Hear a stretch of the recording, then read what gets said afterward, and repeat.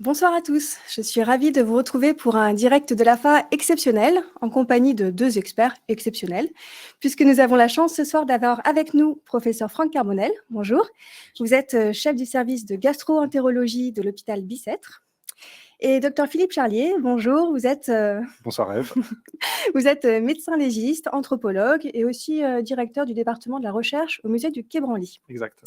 Merci à tous les deux d'être présents ce soir. Vous allez nous éclairer sur un sujet passionnant, puisque nous allons parler de l'influence de l'environnement sur l'évolution du microbiote. Et puis, on va aborder aussi la question du lien entre l'environnement et les maladies inflammatoires chroniques de l'intestin. Alors, avant d'entrer dans le vif du sujet, je rappelle à nos internautes deux éléments importants. Vous avez sur la droite de votre écran un onglet chat. Donc, c'est dans cet onglet que vous allez pouvoir échanger, partager vos petits commentaires. Ça nous fait toujours plaisir. Et vous avez un onglet questions. Et c'est dans cet onglet questions que vous allez pouvoir poser toutes les questions que Jean-David, qui est actuellement en régie, viendra poser à nos experts à la fin de leurs interventions. Bon, écoutez, je vous propose qu'on commence. Franck Carbonel, j'ai une première question pour vous. On va beaucoup parler de microbiote ce soir. Est-ce que vous pouvez nous expliquer de quoi il s'agit ? Le microbiote, c'est l'ensemble des micro-organismes qui est hébergé par l'organisme humain, en fin de compte. Il existe un microbiote de la peau, de la filière génitale, mais dans ce qu'on va évoquer ce soir, on va parler essentiellement du microbiote gastro-intestinal. C'est donc un ensemble de micro-organismes, ça comprend les virus, les bactéries, les champignons, fungi en anglais, et puis des organismes unicellulaires. On est arrivé à une connaissance beaucoup plus fine du microbiote depuis une vingtaine ou une trentaine d'années grâce à la biologie moléculaire et un peu plus récemment grâce à l'étude des fonctions assurées par ces différents micro-organismes. On sait que ça intervient dans des processus physiologiques, c'est-à-dire dans le fonctionnement normal, notamment dans la digestion des sucres, dans le métabolisme des acides biliaires, mais aussi le fonctionnement du système immunitaire et puis le maintien de l'intégrité de la barrière intestinale. Vous savez que l'intestin est un organe qui se situe entre l'extérieur et l'intérieur et il faut qu'il soit parfaitement imperméable et qui ne laisse pas passer des molécules ou des bactéries qui sont potentiellement pathogènes. Mais il intervient aussi dans des maladies, notamment les maladies inflammatoires chroniques de l'intestin, mais aussi dans les maladies métaboliques comme l'obésité, le diabète, et puis plus récemment, on a découvert qu'il pouvait influencer la réponse à différents traitements.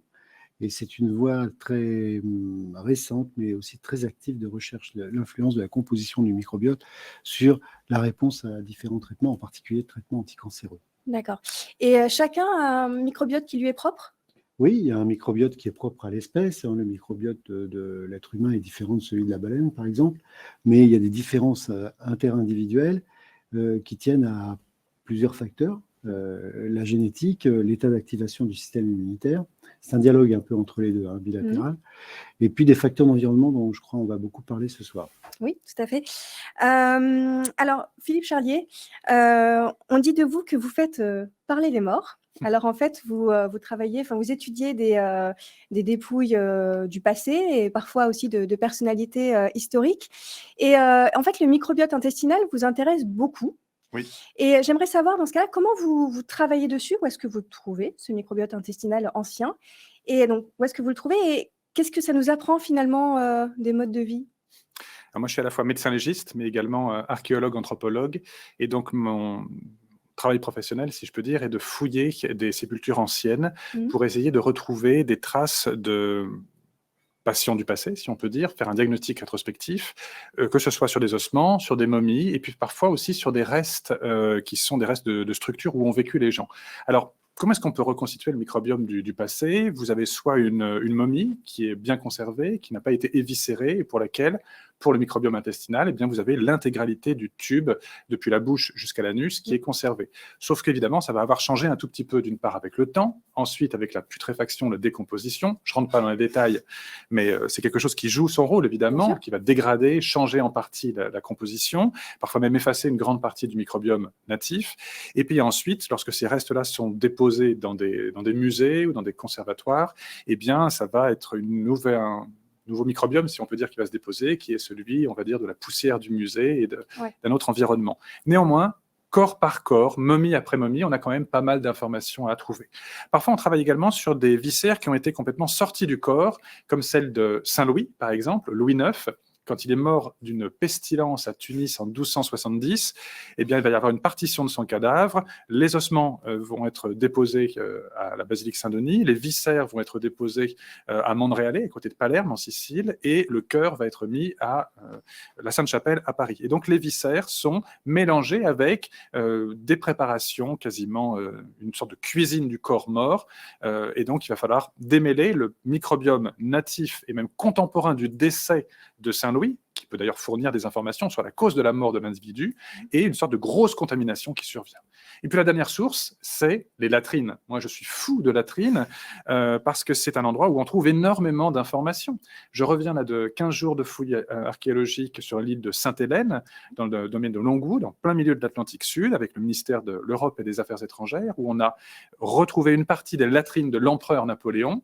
Et donc, sur les 6 ans d'occupation du site, dans ces latrines, on a une sorte de millefeuille d'excréments impériaux qui nous renseignent sur le microbiome intestinal de cet individu, quasiment jour après jour, avec l'évolution de sa maladie qui a fini par l'emporter. Donc ça nous renseigne autant sur l'individu en particulier, son alimentation également, et puis aussi sur toute la population, avec des mouvements importants, des zones de rupture en fonction des périodes chronologiques et le développement de l'homme et de la migration humaine aussi. D'accord. Et le microbiote le plus ancien, finalement, qu'on ait trouvé aujourd'hui, intestinal, je veux dire, qu'est-ce que... Alors, le microbiome intestinal le plus ancien analysé, il date de la préhistoire en l'occurrence, il est transition mésolithique-néolithique, et il est remarquablement intéressant. C'est une période charnière pour nous sur l'histoire de l'humanité. Le néolithique, on va probablement en reparler après, est un moment où apparaît une véritable rupture entre l'homme ancien qui se nourrit de chasse, de cueillette, et d'une sorte d'opportunisme alimentaire, à un individu qui construit ces villages, qui a l'agriculture, qui a également une alimentation beaucoup plus organisée, moins aléatoire, et qui du coup a une interaction beaucoup plus forte avec l'environnement des animaux qu'il élève à côté de lui, avec les graminées également. Et beaucoup de maladies apparaissent à ce moment-là, que ce soit les allergies ou que ce soit également probablement les Mickey à ce moment-ci. D'accord. Donc, vous parlez du néolithique. Quelles sont les grandes phases, justement, de l'histoire où on voit qu'il y a eu peut-être une rupture dans l'évolution du microbiote, un changement peut-être brutal, et à quoi c'est lié? Alors, la première rupture, c'est celle dont on vient de parler. On est aux alentours en fonction de l'endroit où ça survient à l'échelle du globe, 8000, 6000, 4000 avant Jésus-Christ. Ça dépend. Il y a une vague de néolithisation qui progresse. Ça n'est pas au même moment, partout au même endroit. Et donc, à ce moment-là, on passe d'un homme qui est obligé de chasser, de cueillir, et de pêcher de façon vraiment aléatoire. Oui. Et il devient sédentaire, il fait de l'agriculture, il fait de l'élevage, il se met à avoir de la céramique.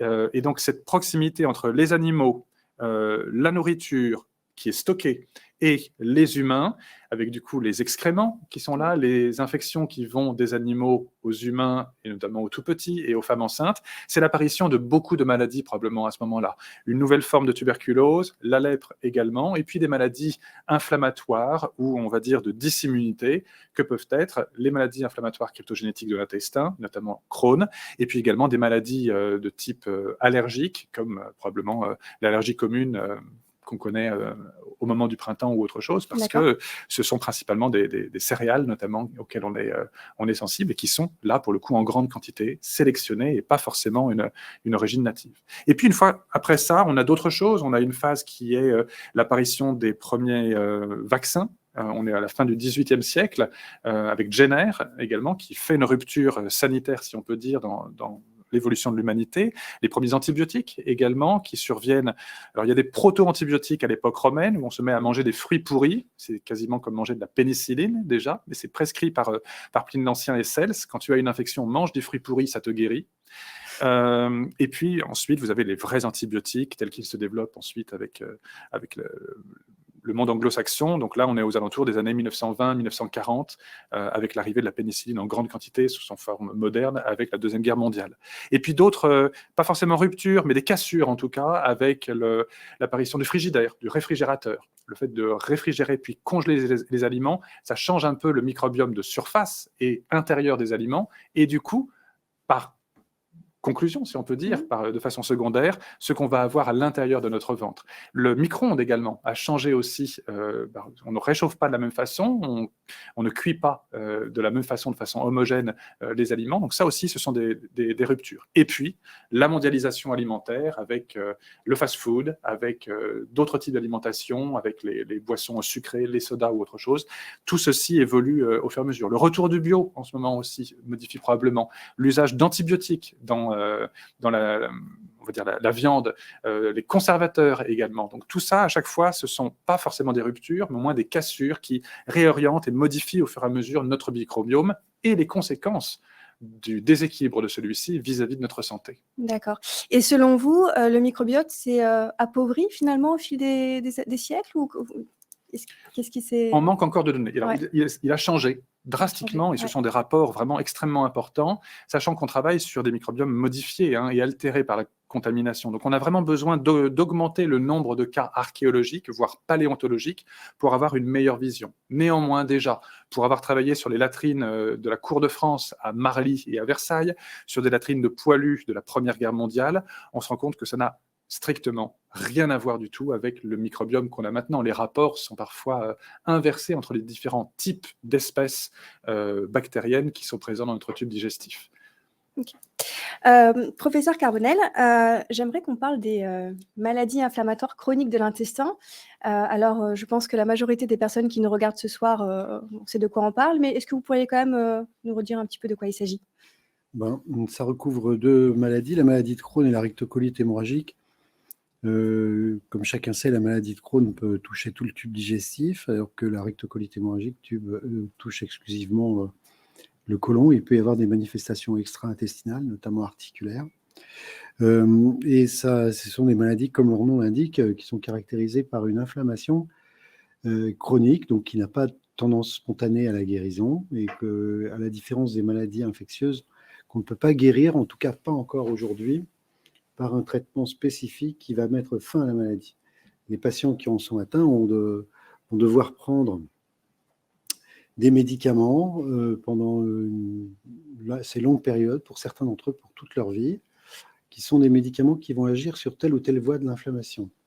Donc ces maladies sont caractérisées par une profonde perturbation de l'homéostasie intestinale. L'intestin est un organe particulier en ceci qu'il fait cohabiter une très grande quantité d'antigènes, donc de composés qui peuvent être reconnus par le système immunitaire, et principalement des antigènes de type microbien, bactéries, virus, champignons. Donc d'un côté, dans la lumière intestinale, donc dans le contenu de l'intestin, vous avez énormément, des milliards, en fait, des milliers de milliards de micro-organismes, et de l'autre côté, vous avez le système immunitaire intestinal qui est le plus riche de tout l'organisme. C'est plus encore que la rate, que les ganglions, etc. Donc normalement, en temps ordinaire, il y a une cohabitation pacifique et même au-delà, une symbiose en fait entre les deux, qui est bénéfique pour l'autre, c'est-à-dire pour l'homme en l'occurrence. Dans les maladies inflammatoires chroniques de l'intestin, ce bel équilibre, cette paix qui règne à la surface muqueuse, est remplacé par la guerre en fait, et tout est chamboulé. Quand on regarde au microscope, il y a énormément de cellules inflammatoires, et quand on va un petit peu plus loin, on se rend compte que les bactéries ne sont pas les mêmes que les bactéries que l'on retrouve chez des individus qui sont sains, que les cellules épithéliales, c'est-à-dire ce qui est la première bordure en fait entre les bactéries et puis la paroi de l'intestin, sont très endommagées. Il y a des anomalies du mucus, c'est-à-dire le film qui recouvre en fait les cellules épithéliales. Il y a aussi un afflux de cellules inflammatoires et puis beaucoup de composés pro-inflammatoires qu'on appelle les cytokines.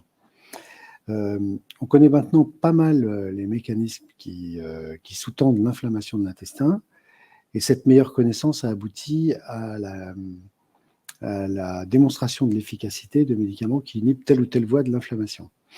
Mais en ce qui concerne, si on en sait beaucoup sur les mécanismes et que l'on sait mieux traiter ces maladies grâce à des médicaments qui sont en fait des immunosuppresseurs ou des anti-inflammatoires, hein, on en sait moins sur les causes, et donc on ne dispose pas ou pas encore d'un traitement qui permet d'éradiquer durablement la maladie. Voyez, un exemple typique, c'est une maladie infectieuse que l'on peut traiter par des médicaments. On a eu pas mal d'exemples comme ça, par exemple avec l'hépatite C, que l'on peut maintenant guérir par un traitement qui est relativement limité dans le temps, hein, alors que pendant des années, on ne savait pas le guérir. On n'en est pas là dans les maladies inflammatoires chroniques de l'intestin, d'abord parce que ce ne sont probablement pas des maladies infectieuses, mais plutôt des maladies qui sont multifactorielles. Alors, j'allais vous poser la question. On sait qu'il y a une prédisposition génétique, mais qu'elle ne suffit pas finalement à expliquer cette apparition, ce déclenchement de la maladie. Et on s'intéresse de plus en plus justement aux facteurs environnementaux qui viendraient altérer finalement le microbiote. Est-ce que les MICI sont des maladies environnementales? Alors, on a l'habitude de simplifier en fait dans notre jargon, on appelle ça la physiopathologie, mais plutôt les mécanismes qui sous-tendent les MICI par 4 facteurs. Alors, en effet, vous l'avez mentionné, la génétique. C'est une génétique qui est complexe, en fait, et qui est, elle aussi, multifactorielle. On est à 250 ou 300 gènes de prédisposition qui, chacun, confèrent une très faible augmentation du risque. On est assez loin de maladies génétiques comme les myopathies, comme le téléthon, la mucoviscidose. Vous avez un gène muté, une protéine anormale, une maladie. Vous voyez, là, on est dans quelque chose qui est beaucoup, beaucoup plus complexe au niveau de la génétique. Il y a des perturbations du microbiote, il y a des perturbations du fonctionnement du système immunitaire, et le 4e élément, c'est en effet l'environnement. Et votre question, c'est que sait-on de l'environnement? Quels sont ces facteurs environnementaux? Alors, les facteurs environnementaux qui sont à l'origine des MICI sont de description, de découvertes plus récentes, mais je crois que j'ai une plaque là-dessus, si on peut y aller. Oui, vous avez la petite télécommande pour Donc faire défiler. on peut y aller très rapidement. Voilà, les facteurs d'environnement qui ont été incriminés dans les maladies inflammatoires chroniques de l'intestin. On va regarder la partie droite de cette diapositive, et en rouge, vous avez les facteurs qui sont relativement certains. Le tabac, par exemple, c'est quelque chose qui est incontournable. Le tabac a un effet positif dans la rectocolite hémorragique, en ceci que les malades qui fument ont moins de risques d'avoir la maladie et ont une maladie moins grave. Et les ex-fumeurs sont particulièrement exposés à la rectocolite hémorragique. C'est tout à fait l'inverse avec la maladie de Crohn, où le tabac a un rôle néfaste. L'appendicite protège relativement, c'est-à-dire qu'il diminue le risque d'acquérir une rectocolite hémorragique.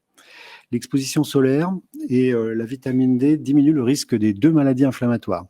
Vous avez toute une série de médicaments, en particulier les antibiotiques, lorsqu'ils sont prescrits dans l'enfance, qui exposent à un risque majoré d'avoir une MICI, et tout particulièrement une maladie de Crohn. D'autres facteurs en noir sont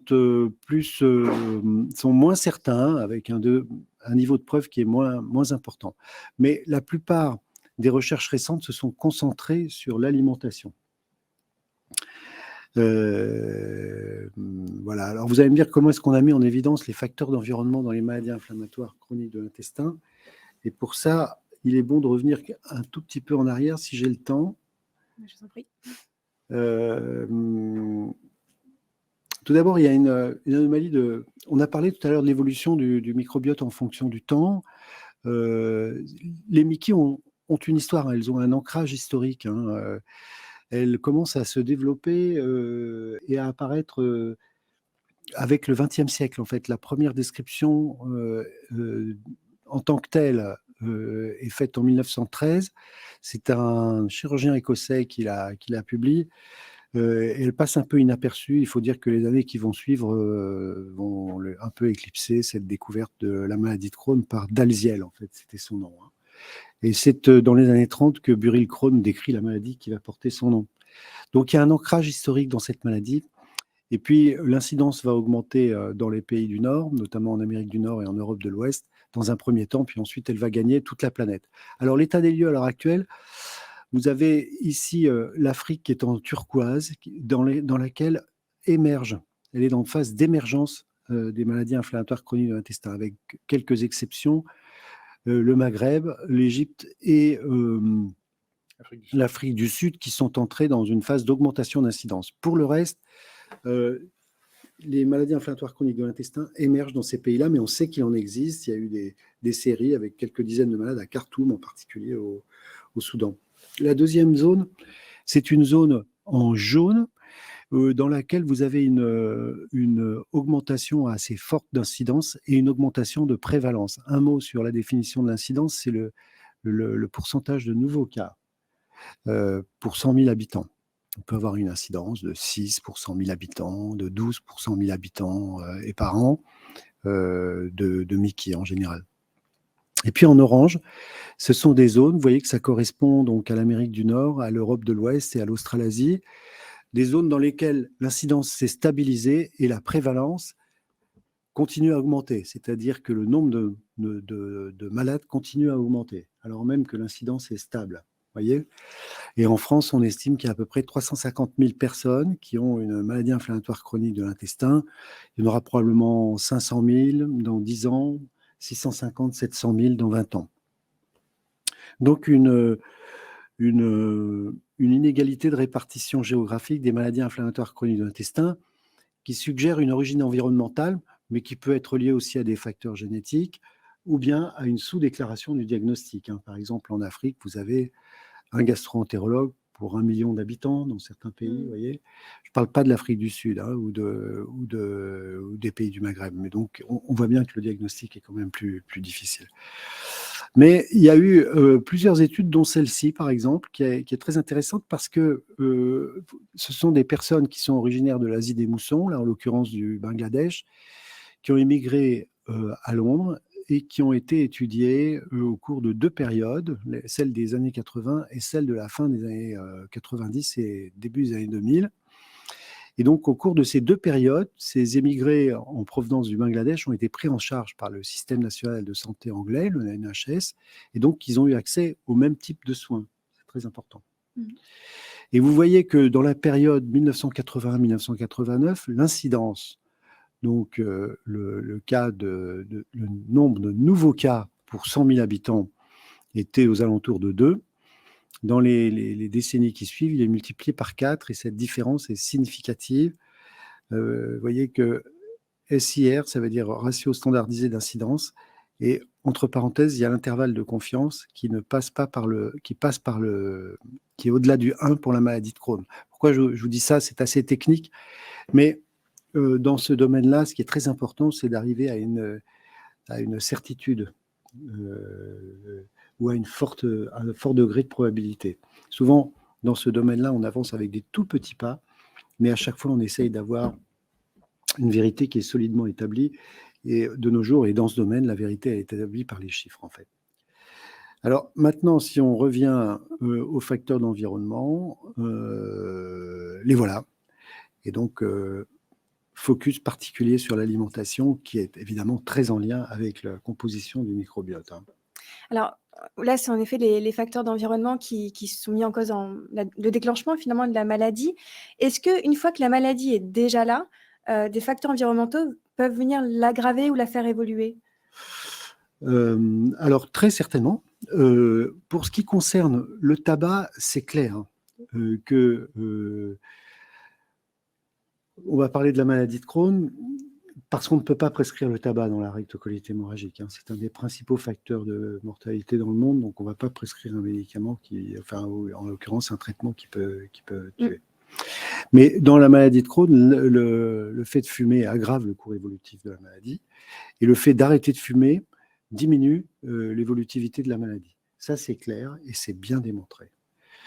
Pour l'appendicite, dans la rectocolite hémorragique, il y a eu des études ouvertes, c'est-à-dire sans groupe contrôle, non randomisé. Je crois que le public est maintenant bien au fait de ce qui est randomisé depuis l'épidémie de Covid et le fait que tous ces termes sont devenus maintenant d'un usage courant.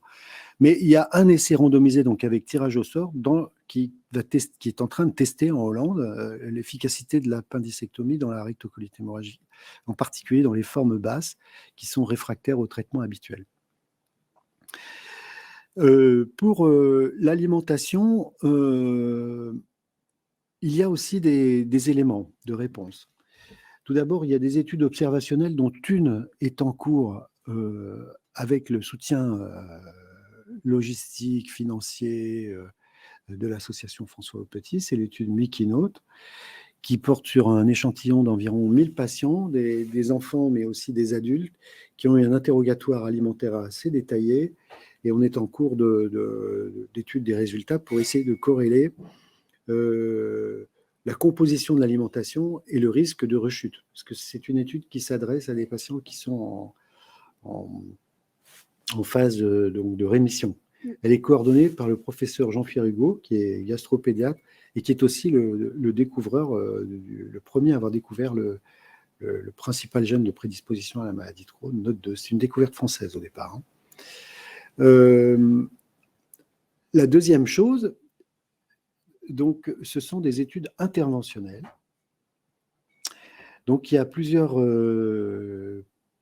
éléments en faveur de l'influence de l'alimentation sur le cours évolutif des maladies inflammatoires chroniques de l'intestin. Le plus ancien, c'est le traitement des poussées de maladies inflammatoires chroniques de l'intestin par la nutrition entérale. Bon, depuis plusieurs décennies, peut-être depuis le milieu des années 70, on peut traiter les symptômes, mais aussi les lésions de Crohn avec une alimentation entérale. C'est même le traitement de première intention des poussées de Crohn chez l'enfant. Oui. C'est une alimentation liquide qui est administrée donc à l'hôpital ou à la maison et qui, c'est important de le dire, hein, non seulement améliore les symptômes, mais cicatrise les lésions, mieux que ne peuvent le faire les corticoïdes. Ça, c'est un élément, là aussi, solide. Il y a des méta-analyses, il y a tout un tas d'études qui ont été faites qui permettent de conclure avec certitude à l'efficacité de ce traitement. C'est quand même un élément important. Hein. Et puis, plus récemment, il y a des régimes d'exclusion qui ont été proposés, puis testés, avec au moins 2 essais randomisés portant sur plusieurs dizaines de patients qui ont montré l'efficacité de ces régimes. Alors, il y en a beaucoup. On va passer là-dessus. Pardon, on reviendra en arrière. Le voilà, cet essai qui s'appelle le régime d'exclusion de la maladie de Crohn. On a dit avec Philippe là qu'on essaierait d'éviter les anglicismes, donc plutôt que Crohn's Disease Exclusion Diet, c'est régime d'exclusion de la maladie de Crohn. C'est un essai qui a donc été conduit en Israël et au Canada, qui a inclus des enfants atteints de maladie de Crohn qui ont été tirés au sort pour recevoir une nutrition entérale exclusive, c'est-à-dire pendant 6 semaines, juste la nutrition entérale, ou un régime comportant la moitié de la nutrition entérale et la moitié sous forme de ce fameux régime d'exclusion de la maladie de Crohn, Crohn's Disease Exclusion Diet, CDED. Et vous voyez qu'en termes d'efficacité, c'est à peu près pareil à la 6e semaine, alors que le régime d'exclusion est mieux toléré que la nutrition entérale seule.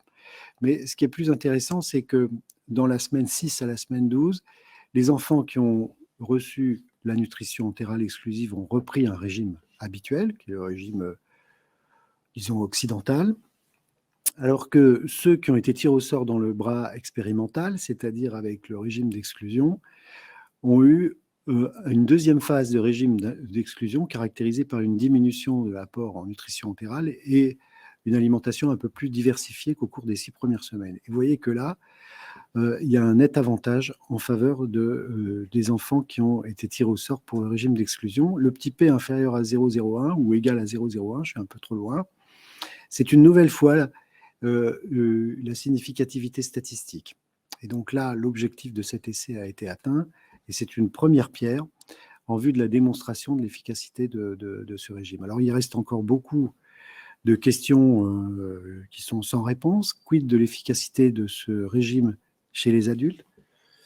Et quid de l'efficacité de ce régime sur les lésions intestinales? Puisque, comme vous le savez, la maladie de Crohn est une maladie de l'intestin, donc Si vous prétendez la soigner, il faut soigner aussi les lésions. Donc, ce sont des questions qui, pour l'instant, ne sont pas encore résolues, et c'est ce qui nous a amené à concevoir cette étude. C'est dommage, il y avait une plaque à la fin, mais peut-être vous l'avez mise après les plaques de rescue. Voilà. C'est très un rapidement, essai, parce qu'on a encore pas mal de sujets à aborder. mais je réponds à votre question. Donc, un essai thérapeutique prospectif randomisé dans la maladie de Crohn active de l'enfant et de l'adulte, et qui va comparer ce régime alimentaire d'exclusion aux corticoïdes. C'est une étude française, mais aussi hollandaise et israélienne. Et il y a plusieurs centres, notamment à Paris, en province, à Amsterdam et Tel Aviv. Alors, vous avez fait on a vu la liste des facteurs qui sont donc justement environnementaux qui sont mis en cause, fortement suspectés. Quelles sont finalement les recommandations? Parce que, bon, on parle d'alimentation, on parle de tabac, on parle d'antibiotiques chez les tout petits, donc ça peut peut-être un petit peu inquiéter. Donc, qu'est-ce qu'on peut mettre en place finalement pour limiter les risques de développer une Mickey ou d'aggraver la Mickey une fois qu'elle est déjà déclarée? Est-ce qu'on a un moyen de faire quelque chose?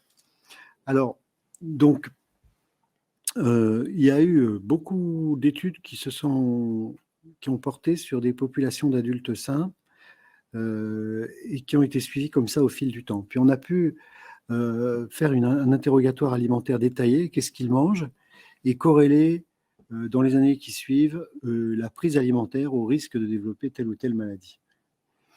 Et donc, l'ensemble de ces études est résumé sur cette plaque. Vous avez donc les aliments qui ont un effet défavorable ou délétère, les aliments qui, au contraire, diminuent le risque d'apparaître de la maladie de Crohn ou de la rectocolite hémorragique. Vous voyez que les aliments qui ont un effet délétère pour la maladie de Crohn, c'est les aliments ultra transformés. Et puis, donc, tout un tas de profils alimentaires, par exemple, les profils pro-inflammatoires. Les aliments qui ont un effet délétère dans la rectocolite hémorragique sont les viandes rouges, et puis un apport élevé en graisse de type oméga 6 et en sucre et en soda. Vous avez aussi des aliments qui ont un effet favorable dans la maladie de Crohn, vous voyez qu'ils sont nombreux, c'est-à-dire qui sont associés à une diminution du risque d'acquérir cette maladie. Les aliments non ou peu transformés, en particulier les aliments riches en fibres, qui vont intervenir massivement sur la composition du microbiote, précisément. Ceux qui ont un profil anti-inflammatoire et méditerranéen, tout le monde sait de quoi on parle avec le régime méditerranéen, sont associés à une diminution du risque d'acquérir la maladie de Crohn. En ce qui concerne la rectocolite hémorragique, c'est la consommation de légumes et surtout d'oméga 3 qui est associée à une diminution du risque. Alors, l'ensemble de ces résultats ont abouti à des recommandations internationales sur les aliments qu'il faut privilégier et ceux qu'il faut éviter ou éviter de consommer en trop grande quantité. Elles apparaissent sur cette plaque. Vous voyez que ce qui est bon est en haut et ce qui n'est pas recommandé est en bas. Vous voyez les fruits et légumes, le poisson qui est bon, et ce qui n'est pas bon, vous voyez, c'est une consommation de trop grande quantité de viande, et puis tout ce qui concerne les aliments ultra transformés. C'est vrai, pas que pour la maladie de Crohn et la rectocolite hémorragique, c'est vrai de façon sanitaire, globale. C'est du bon sens, en plus. Il est heureux qu'il en soit ainsi, que l'on ne déclenche pas une maladie en privilégiant tel ou tel aliment. Tout ce qui est en bas, honnêtement, est mauvais pour la santé, de toute façon. Oui. Consommer en quantité déraisonnable et excessive. Absolument. Alors, un point quand même important. Donc, ces recommandations sont destinées aux personnes qui ont les maladies inflammatoires chroniques de l'intestin. Elles sont dérivées des résultats des études qui ont été faites chez des personnes saines. Donc, ce n'est pas tout à fait la même chose. Ça, je pense que ces recommandations sont bonnes. Elles sont très fondées chez les personnes à risque d'acquérir une maladie inflammatoire chronique de l'intestin. Autrement dit, si vous êtes dans une famille dans laquelle il y a de la maladie de Crohn, de la rectocolite hémorragique, je pense qu'il est très raisonnable de suivre un régime comme celui-là. Pour ce qui concerne les personnes qui ont une maladie inflammatoire chronique de l'intestin, c'est logique, sans plus. Vous voyez ? Ce n'est pas démontré. C'est plutôt une étude comme Mikinote qui va le faire. Oui.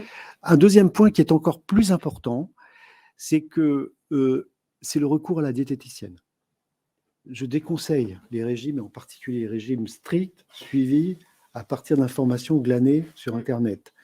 Une consultation avec une diététicienne est beaucoup mieux, ça permet d'avoir un échange, de poser des questions, et ensuite relayé par un document sur Internet, c'est beaucoup, beaucoup mieux que de se retrouver seul face à son écran, et en particulier face à des recommandations trop strictes. Donc j'insiste absolument sur ce point. Le rôle de la diététique a été très important dans la gastroentérologie dans les années 50-60, à l'époque où il n'y avait pas beaucoup de médicaments. Après, les régimes ont été vilipendés par ceux qui ont été mes mentors et qui étaient des gens très très bien. Mais là maintenant, il y a un gros retour des régimes en gastroentérologie, et tout particulièrement dans le champ des maladies inflammatoires chroniques de l'intestin. Et on va avoir besoin de plus en plus de diététiciennes. Donc voilà, la publicité pour consultation diététique plutôt que sur des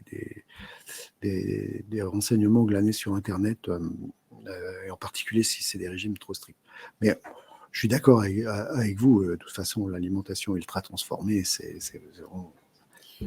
Au-delà de l'alimentation, l'activité physique aussi, c'est... Oui, il y a eu des études qui... Les deux vont souvent avec. Hein. Vous savez, la plaie de l'épidémiologie, c'est la question des biais, en fait. Hein. Souvent, les personnes qui se nourrissent bien ont une bonne activité physique. Donc, c'est difficile de différencier les deux. Il y a des moyens, hein, de le faire, mais ça peut être difficile. L'activité physique est liée aussi à une diminution du risque d'apparition des maladies inflammatoires chroniques de l'intestin. De toute façon, c'est bon pour tout, hein, l'activité physique. Bon, alors je rappelle quand même qu'à l'AFA, on vous accompagne pour prendre soin de vous. Donc, en termes d'alimentation, nous avons fait différents services, outils, des diététiciennes qui sont là pour vous accompagner. On vous accompagne aussi sur tout ce qui est arrêt du tabac, l'activité physique. Donc, allez sur le site de l'AFA pour voir tout ce qu'on peut vous proposer pour prendre soin de vous. Franck Carbonel, vous avez dit tout à l'heure que la maladie de Crohn avait été identifiée en 1913. Mais il semblerait que ce soit quand même une histoire on va reparler d'histoire, oui. plus ancienne, finalement.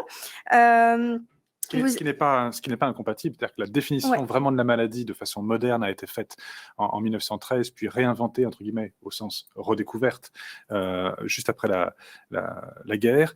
En fait, il y a peut-être des notions anciennes, des descriptions anciennes de la maladie qui traînent chez des auteurs antiques. Quand on lit certains patients ou fiches de patients dans la collection hippocratique, il est possible que certaines descriptions d'hémorragie digestive intermittente, de douleurs abdominales, d'alternance de diarrhée, constipation, peuvent peut-être correspondre à cette maladie, mais en l'absence du patient, et en l'absence d'une description plus moderne et précise, et en plus avec des termes qui sont parfois ambigus, qui sont les termes grecs antiques, on n'a pas cette certitude. Donc c'est un diagnostic qui est posé vraiment du bout du doigt. Il y a un personnage historique, en revanche, sur lequel on a un petit peu plus, voire grande certitude sur le fait que le diagnostic soit celui d'une maladie de Crohn. Il s'agit de Louis XIII, un patient sur lequel on a travaillé avec le professeur Yoram Bounik, gastro-entérologue également à la PHP. Et vous avez ici un portrait de Louis XIII. Ah, on dirait pas sur ce portrait, dans sa magnifique cuirasse, qu'il a mal au ventre et qu'il a des épisodes, lui aussi, qui correspondent tout à fait au tableau clinique de la maladie de Crohn, surtout que dans les livres d'histoire traîne depuis bien longtemps le fait que Louis XIII est mort d'une tuberculose intestinale. Et pour cause, la maladie n'avait pas encore été individualisée, et puis on est dans une période ancienne où la tuberculose est fréquente à tous les niveaux socio-économiques, le plus haut comme le plus bas. Je vais peut-être mettre un petit warning, parce que j'imagine que vous allez peut-être rentrer un petit peu dans les détails. Warning. Ah, une petite alerte, pardon. Parce que vous allez peut-être rentrer dans les détails. Donc voilà, pour les oreilles sensibles. Non, ça ira. Non, ça va. Ok. Je sais me tenir quand même. Donc, non, je ne vais pas parler de son autopsie, parce qu'on a quelques détails, mais pas hyper fondamentaux. Non, surtout qu'on a le journal d'Héroard.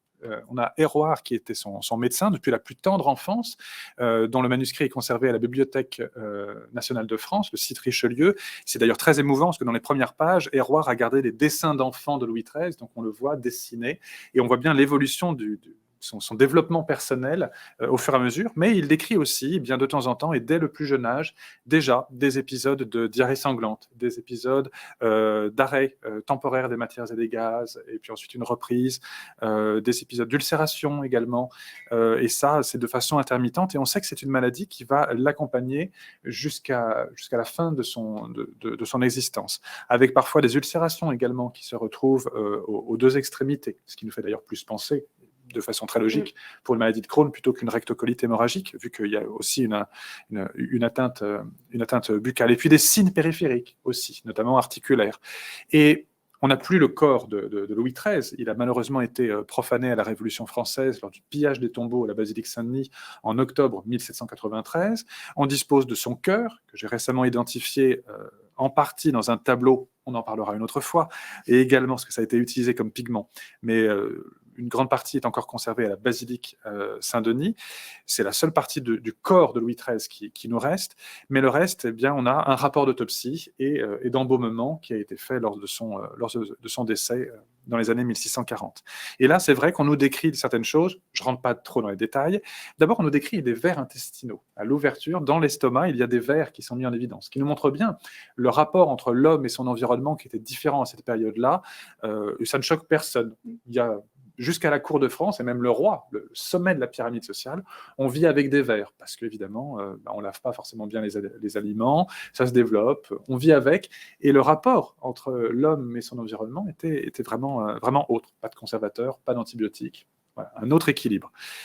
Presque une autre humanité, vous voyez, vraiment. C'est quasiment de ce niveau-là. Et puis, eh bien, la muqueuse intestinale et colique, et œsophagienne est décrite, en effet, avec des ulcérations sanglantes, avec des zones de sténose, avec des zones au contraire dilatées, et puis une sorte de péritonite également qui entoure la totalité. Ce n'est pas le mot qui est utilisé, mais c'est la description anatomoclinique qui en est faite par mes collègues du XVIIe siècle.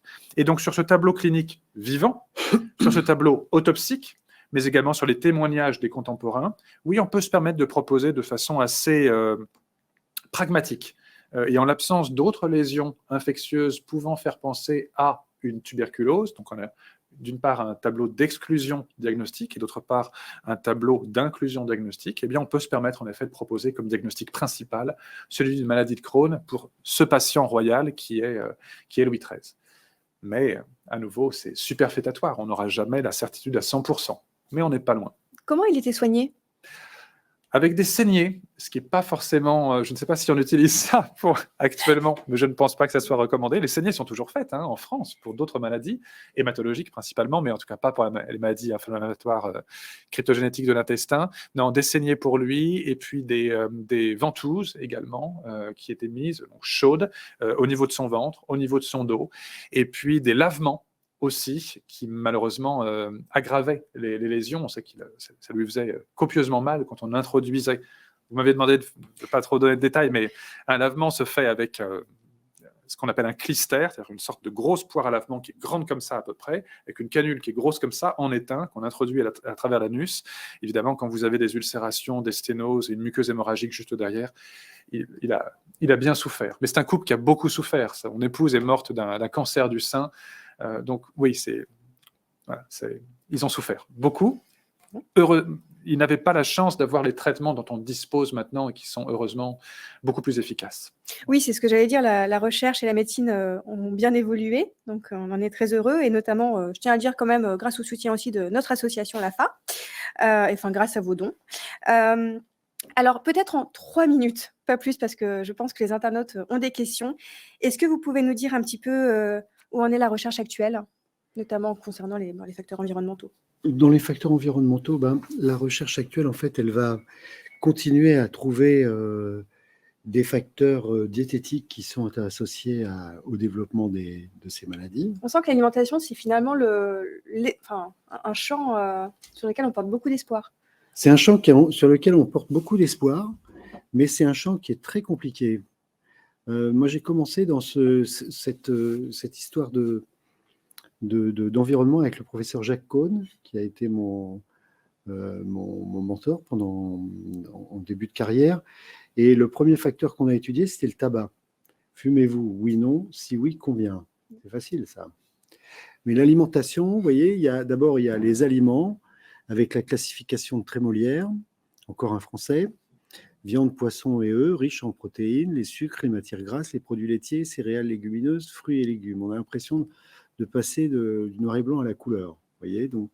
Ensuite, vous pouvez avoir une classification en fonction des nutriments, macronutriments, protéines, lipides, glucides, tout le monde connaît ça, mais vous avez aussi les micronutriments, sels minéraux, vitamines, oligo-éléments. Bon, ça commence à se compliquer sérieusement. Et puis, vous avez les profils alimentaires. Si vous mangez, par exemple, beaucoup de quinoa et vous buvez beaucoup de thé vert, vous ne buvez pas beaucoup de coca et de chips à la mayonnaise. Vous voyez, ça, c'est un profil alimentaire bien déterminé. Si vous êtes un habitué des hamburgers, ça va pas mal avec le coca, les sodas et toutes sortes de médicaments. De ça s'appelle les profils alimentaires. C'est très, très important. On a déjà parlé un petit peu. Les additifs, les polluants, les métaux lourds, le mode de cuisson et de conservation des aliments, on a parlé tout à l'heure avec le micro-ondes et le réfrigérateur, le grignotage. Donc, en fait, l'étude de l'alimentation, c'est quelque chose de très vaste et de très difficile.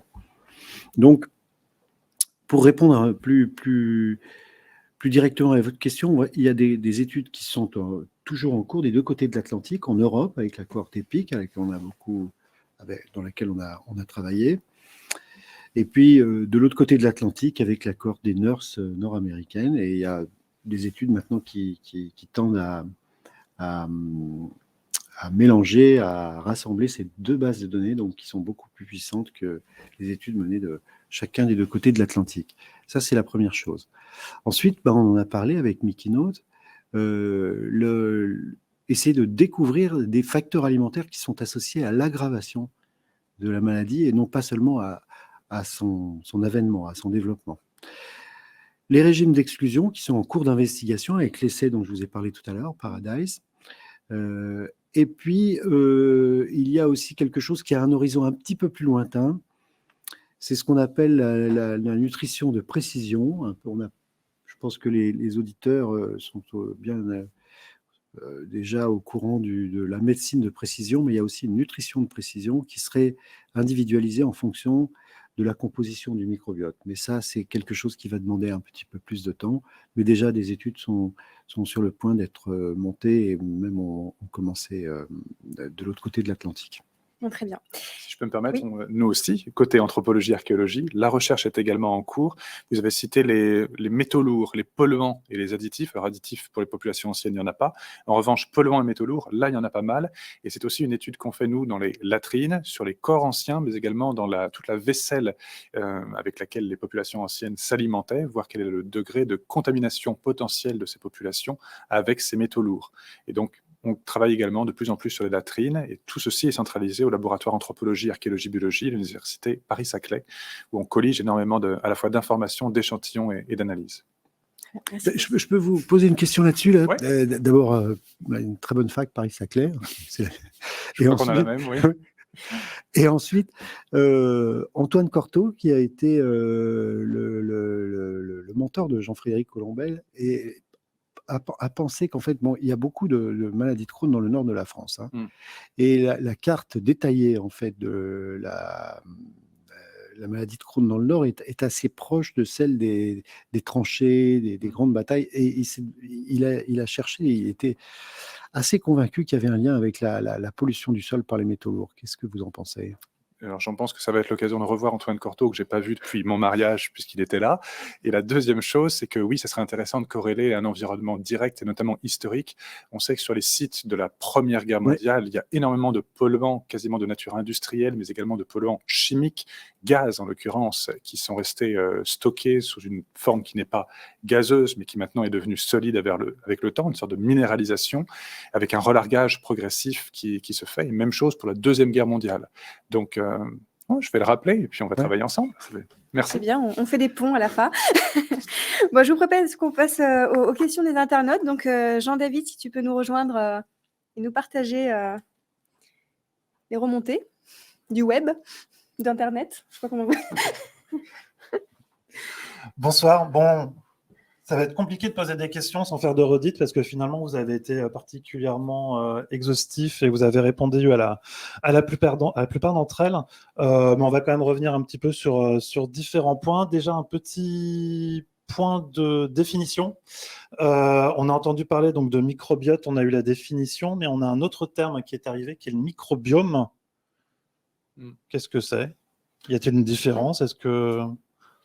Enfin, la différence, elle se situe dans le sens que soit on étudie l'ADN, la composition génétique de cette flore qui est présente à la surface de l'intestin, soit on étudie les espèces au sens zoologique. Et donc, selon l'un ou l'autre, on parle de respectivement microbiome ou microbiote. Voilà. Eh ben, merci beaucoup.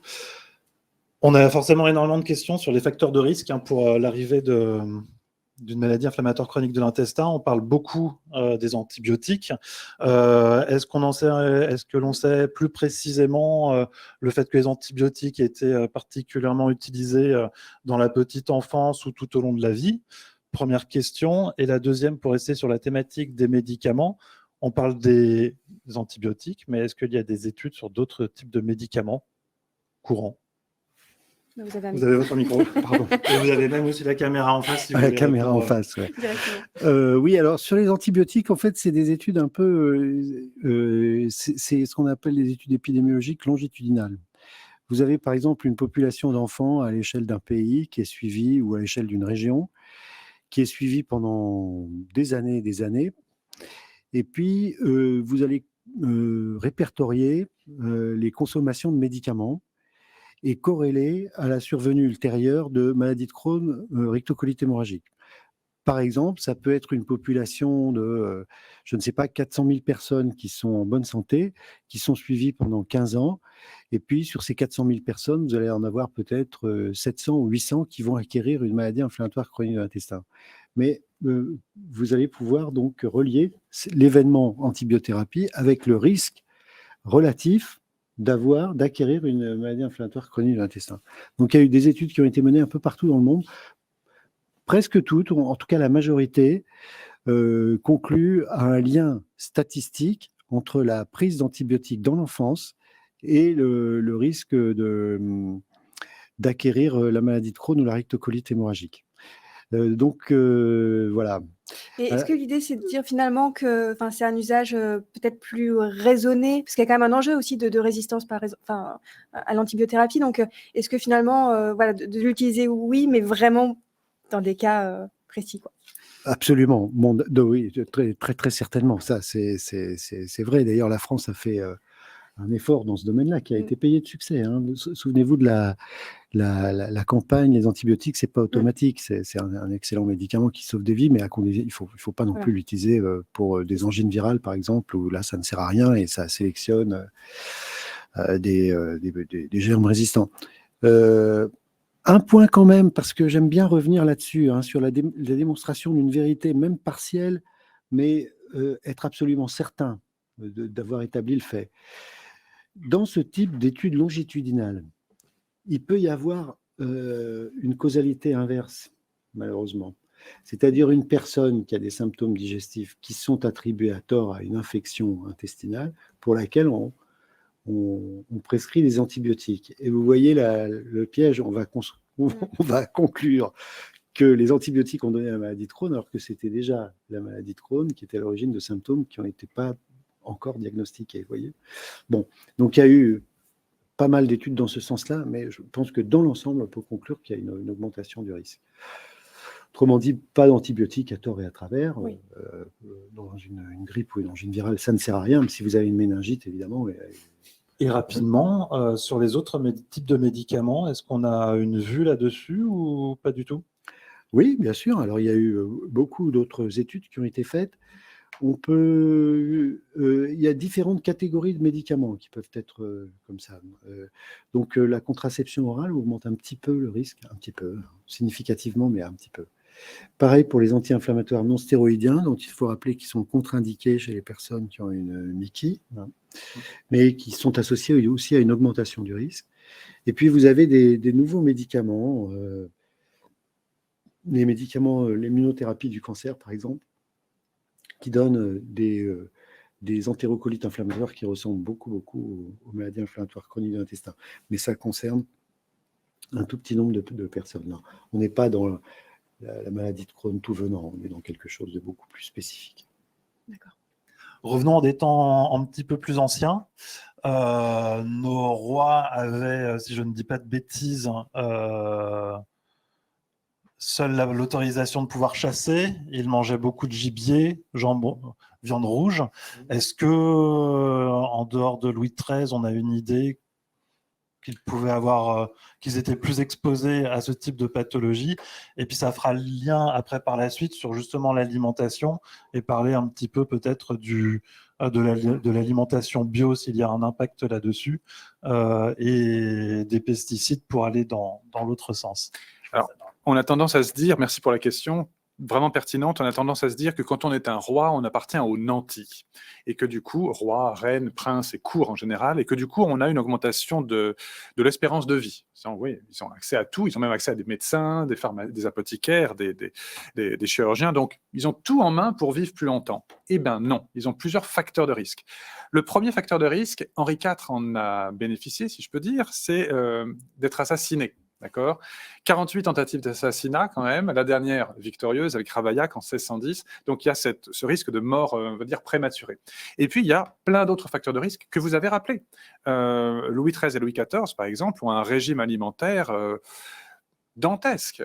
Voilà. Alors certes, ils mangent toujours un tout petit peu de chaque plat, pas forcément des repas qui sont très longs, mais qui sont en effet très copieux, avec une vingtaine de plats successifs, et puis des gibiers, des sauces, parce que les cuisiniers se mettent en verve pour essayer de les épater. C'est quasiment un banquet de trimalcion décrit par Pétrone à chaque repas, avec des conséquences qui sont autant, oui, une augmentation du risque de développement de maladies inflammatoires des intestins, mais également de gouttes.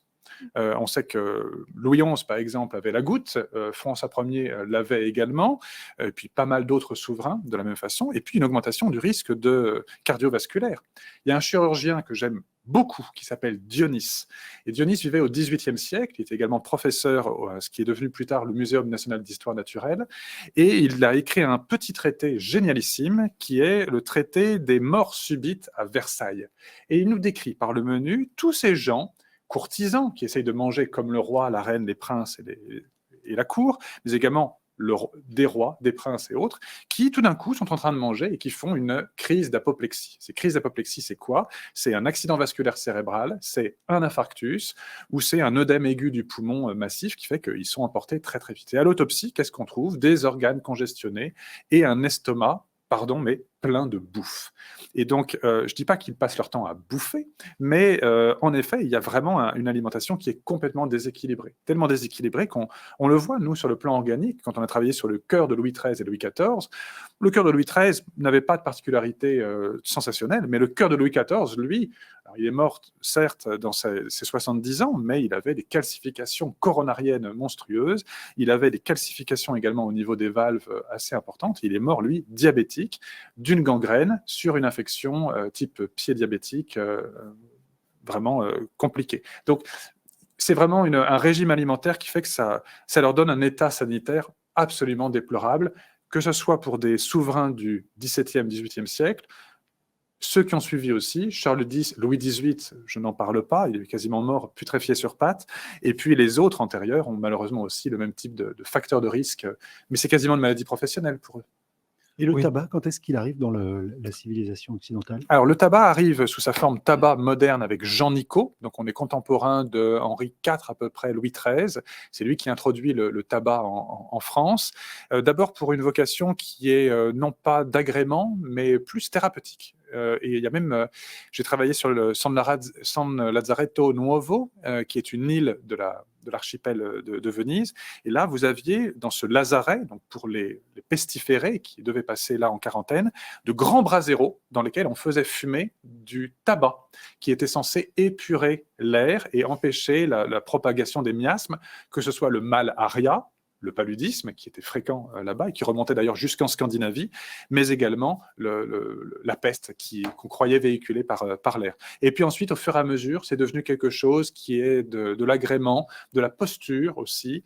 Là, je travaille en ce moment beaucoup en fouille archéologique au Bénin, dans les palais des rois Glélé, Guézo et Béanzin. On est contemporain de Napoléon III jusqu'à Troisième République. Et vous avez énormément de pipes qu'on retrouve dans les fouilles archéologiques où on fume du tabac, on fume également du café, Et figurez-vous que ces pipes, elles nous intéressent beaucoup pour identifier le microbiome buccal de ces populations. Et probablement, le fait de chiquer ou de fumer le tabac modifie le microbiome buccal et ensuite, au-delà, tout le reste du tube digestif. Donc ça fait partie des voies de recherche qu'on a en ce moment. Et justement, puisqu'on parle de tabac, aujourd'hui, on sait que le tabac et maladie de Crohn sont pas très bons amis, voire complètement ennemis, qu'avec la rectocolite hémorragique, il y a un effet protecteur jusqu'à l'arrêt du tabac et que la rectocolite hémorragique peut se déclarer par la suite. Néanmoins, est-ce que l'on sait si c'est le tabac en lui-même, voire les additifs à l'intérieur qui sont la cause, ou si c'est le tabac qui va peut-être permettre de gérer un stress? On en revient au sujet du stress, en plus du tabac. Non, c'est le tabac en lui-même. C'est le tabac en lui-même. Oui, enfin, le dispositif c'est-à-dire le tabac, et tout ce qui est rajouté à l'intérieur, effectivement. Donc, c'est pas uniquement finalement dans l'alimentation. On peut rajouter un certain nombre d'additifs qui vont augmenter la probabilité d'apparition de différents problèmes pathologiques. Oui, alors il y a deux choses dans votre question. Donc, c'est le tabac et pour le stress, à ce stade, il n'y a aucune preuve de l'intervention du stress dans le déclenchement de la maladie. Donc, c'est le tabac, le fait de fumer, en fait, smoking, hein, pardon pour l'anglicisme, mais voilà. Et ça veut dire le tabac aujourd'hui, c'est les cigarettes. Il n'y a plus beaucoup de gens qui prisent ou qui chiquent en Occident. La pipe, c'est en nette décrépitude. Oui, Jean-Paul Sartre en train de fumer sa pipe, tout ça, ça appartient au siècle précédent. Le cigare, c'est quand même assez rare. Donc, tabac, c'est la cigarette, et c'est vraiment le tabac qui est toxique et qui est protecteur pour la rectocolite. Il y a le narguilé maintenant, par contre, qui a le vent en poupe. Ouais, le narguilé a vraiment le vent en poupe. La chicha. C'est vrai, la chicha, c'est nouveau, ça. Ouais. C'est intéressant, d'ailleurs. Et puis, il y a aussi les cigarettes électroniques. Là aussi, c'est assez difficile à étudier, ça, d'ailleurs. Et puis, si je peux me permettre, il y a le cannabis aussi. Voilà. Ouais. Il n'y a pas que le tabac qui se fume, il y a le cannabis aussi. Et puis le crack. Mais ça, c'est pour le coup, heureusement, marginal. Ah, désolé, mais on a peut-être d'autres problèmes de santé avec le crack avant ça. Vous avez parlé de l'alimentation ultra transformée et vous avez généralisé sur l'impact, sur la santé en général.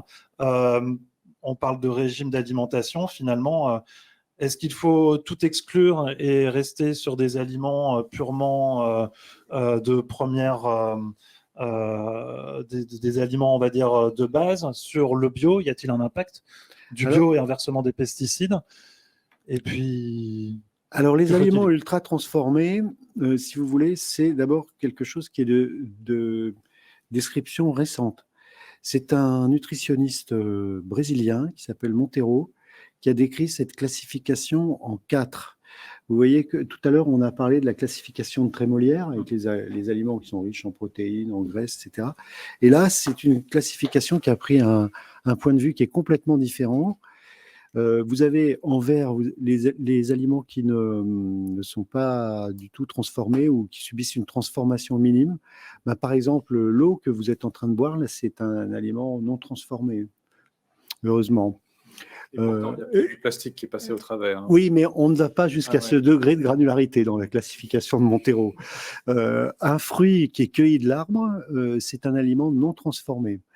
Un beefsteak, c'est un aliment non transformé. Puis à l'opposé, vous avez les aliments ultra transformés. Vous reconnaissez une boisson gazeuse, puis la sauce ketchup, les chips, etc.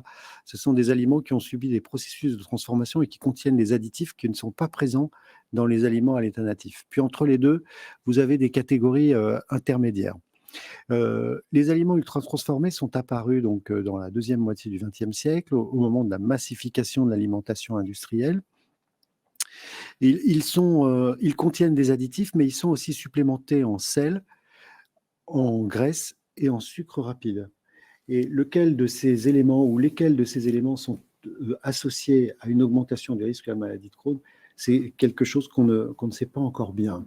On pourrait détailler si vous voulez, mais ça nous emmènerait peut-être un peu loin en termes d'horaire. Et vous aviez tout à l'heure un propos justement sur l'alimentation transformée par rapport à la santé en général, comme il y avait beaucoup de réactions en fait de la part des participants. Est-ce que vous pouvez juste nous redonner un petit mot dessus? Oui, volontiers. par définition, les aliments ultra transformés, ce qui est en rouge sur ce schéma, doit normalement être évité au maximum. Si c'est ultra transformé, ça n'est plus dans son état natif, c'est-à-dire l'état pour lequel l'organisme humain s'est préparé pendant des milliers d'années, voire plus, à l'ingurgiter et à établir cet équilibre, cette facilité d'assimilation, de transformation et de digestion. Et donc ça a été, comme l'a dit mon collègue, en 10 ans, 15 ans, 20 ans, ça a été mis au point, mais il en faut beaucoup plus pour que l'organisme humain s'habitue à ce type de choses. Donc c'est pourvoyeur d'énormément de déséquilibres, de maladies, voilà. Donc, ce qui est bien, c'est de se concentrer sur le vert, le jaune, éventuellement un petit peu d'orange, mais le rouge, il faut vraiment... On n'est pas fait pour, en fait. On n'est pas fait pour. Et puis... À limiter, mais on peut peut-être se le permettre de temps en temps. Ah, mais je suis le premier à me prendre un hamburger de temps en temps et à bien en profiter. Mais par contre, faut que ça reste exceptionnel. Et puis le reste du temps, c'est un bon régime crétois et puis voilà, et manger des fruits. Mais attention, parce que la colonne verte, vous pouvez manger des fruits mais qui sont bourrés de pesticides, donc c'est pas terrible. La viande bourrée d'antibiotiques et puis l'eau, cette bouteille, si elle a été stockée en plein soleil pendant des heures, et ben elle est bourrée de plastique et je suis en train de m'ingurgiter alors que je pense boire quelque chose de sain, que je crois plus sain qu'un soda, et finalement ça risque d'être plus nocif qu'un soda. Donc voilà, il faut bien sourcer. On commence justement à avoir des études par rapport au bio, aux pesticides Alors, par exemple, le tabac bio est-il meilleur que le tabac, à votre avis? D'après ce que vous avez dit, il n'y avait pas énormément de différence. Ouais. Non. Déjà, le mot meilleur et tabac, je pense que c'est antinomique. Oui, donc, alors, nous, ce qu'on a mis en évidence, c'est cette étude, et puis ensuite, on a fait ce qu'on appelle une méta-analyse, c'est-à-dire qu'on a agrégé 4 études qui ont été faites un peu partout dans le monde. Et on a mis en évidence un lien, une corrélation, pas forcément causale, hein, entre la consommation d'aliments ultra transformés et le risque d'acquérir une maladie de Crohn, et une diminution du risque d'acquérir la maladie de Crohn chez les personnes qui mangent beaucoup de verre, c'est-à-dire de produits ayant subi une transformation minime.